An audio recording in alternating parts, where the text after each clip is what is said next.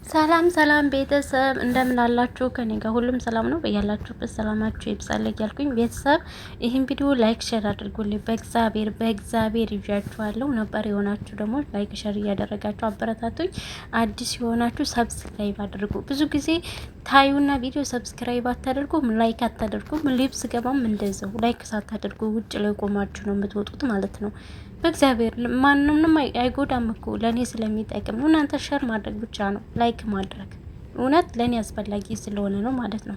እና ዛሬ ግን መናገር የፈለኩት እንግዲህ ስለ አብርሽና ስለ ሩታኔ ብዙ ጊዜ በጸባቸውም በሚጣሉ በምንም ነገር የራሴን ሀሳብ ሰጥ ነበረ ማለት ነው።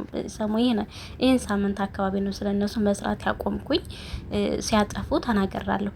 ዛሬ ደግሞ የደስታቸው ቀን ስለሆነ ደስቴን መግለጽ ስለምፈልግ ማለት ነው። ሩታ በመጀመሪያ እንኳን ማርያም ማረችሽ፣ እንኳን እግዚአብሔር የወድሽን በጀርባሽ አደረገልሽ። አብርሽም ቢሆን እንኳን ደስ አላችሁ። ሙሉ የሩታ ቤተሰብ ፋሚሊም፣ እናትም አባትም ሁላችሁም ፋሚሊም ሩታን ብዙዎቻችሁ የምትወዷታላችሁና የዩቲዩብ ፋሚሊዎችም እንኳን ደስ አላችሁ ማለት ፈልጋለሁ። ማናችንም አንድ እናት ስትወልድ በጣም ነው ደስ የሚለን። እርግዝና ምን ያክል ከባድ እንደሆነ እናውቃለን። እግዚአብሔር ይመስገን በሰላም ተገላግላለች። ምንም ነገር ቢሆን ሴት ልጅ ታውቃላችሁ፣ ለሴት በጣም እናዝናለን። ነገር ግን አብርሽና የሩታ የነበራቸው ሁኔታ አንዳንድ አብርሽን ሲያጠፋ አብርሽን ስንወቅስ ነበረ፣ እሷን ስታጠፋ እሷን እንወቅስ ነበረና እነሱ ምንም የተጣሉት ነገር አልነበረም። እኔ ከመጀመሪያው ብያችኋለሁ፣ ብዙ ጊዜ ተናግራለሁ። ብዙ ጊዜ ቪዲዮ ላይ ስትናገሩ እኛ ተመልካች እንዲስቡ እኛ ስለነሱ እንድናስብ ብቻ ቪው ስለፈለጉ ብቻ ነው እንጂ እነሱ መካከላቸው ውስጥ ምንም አይነት ነገር እንደሌለ እኔ ነገራችኋለሁ ማለት ነው።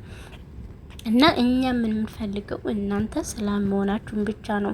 ጸብ የሰይጣን ነው። ጸብ በጸብ በኩል በመጮህ በኩል ስንመጣ ሰው ፊት ስንቀር በጣም ነው የሚያስጠላው። የእውነት ጸብ፣ መጣላት፣ መጨቃጨቅ ምንም አያስደስትም። ለሰዎችም አያስደስትም፣ ለራሳችንም አያስደስትም። እና ፍቅር ከምንም ነገር ይበልጣል። አሁን ደግሞ እነዚህ ልጆች እንግዲህ ልጅ ሲኖራቸው ለልጃቸው ሲሉ በቃ የማይሆኑት ነገር የለም። በጣም ነው ደስ የሚለው። እናትነት ደስ የሚል ስሜት አለው። ለልጇ መኖር ትፈልጋለች። ብዙ ነገሮች አብረሽም እንደዛው ከብዙ ነገሮች ይቆጠባል ብዬ አስባለሁ። እግዚአብሔር ይመስገን የወንድ ልጅ አባት ሆኗል አብረሽ ማለት ነው። አስባችሁታል? የመጀመሪያ ገና ልጆች ናቸው። ሩታም ልጅ ናት፣ አብረሽም ልጅ ናቸውና ሁለታቸውም ልጆች ናቸው። በዚህ እድሜያቸው ልጅ ማግኘታቸው በጣም ደስ የሚል ነው። እነሱ ልጆች እንግዲህ ለሁላችንም ተምሳሌት ይሆናሉ።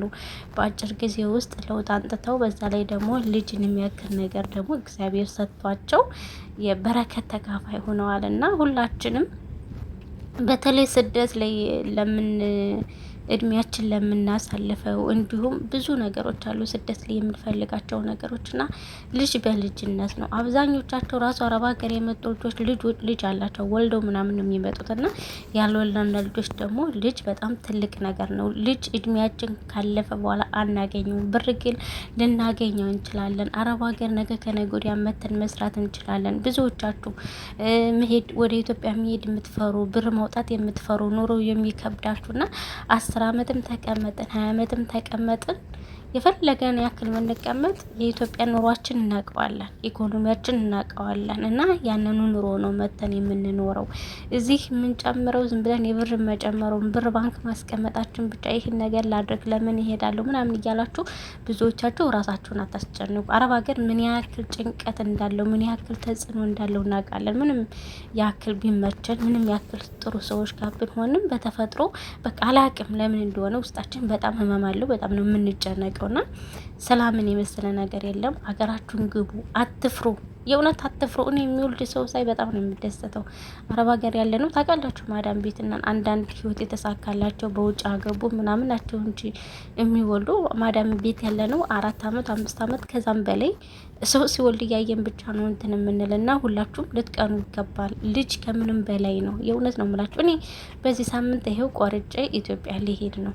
የእውነት ነው የምላችሁና እግዚአብሔር ያሰባችሁትን ያደርግላችሁ። ብዙ ልጆች እናስባለን፣ ትዳር እንፈልጋለን፣ ህይወት እንፈልጋለንና ብር ብቻው ምንም ደስታ አይሰጥም። የእውነት ብር አትውደዱ። ብር ምንም አያደርግም። ብር ጊዜያዊ ነው። ልጅ ግን የህይወት መጨረሻ ደስታ ነውና እግዚአብሔር ያሰባችሁትን ነገር ያድርግላችሁ። ስደት ላይ ያላችሁ ሀሳባችሁ ይሳካ።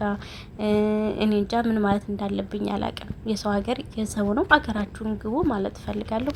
በቀጣይ ሌላ ነገር ይዤላችሁ እመጣለሁ። ላይክ፣ ሼር፣ ሰብስክራይብ አድርጉ።